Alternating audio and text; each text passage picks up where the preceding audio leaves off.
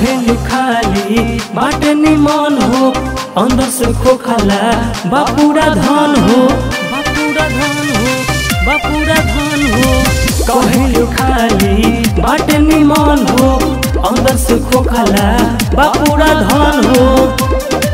गलत कहानी भरल बाटे लइकन के मतिया पूरा सील पैक बाटे हो हमार पतिया कर मरा दूध घाटन हो सुहागे रतिया हो सुहागे रतिया हो सुहागे रतिया कर मरा दूध घाटन हो हमार पतिया।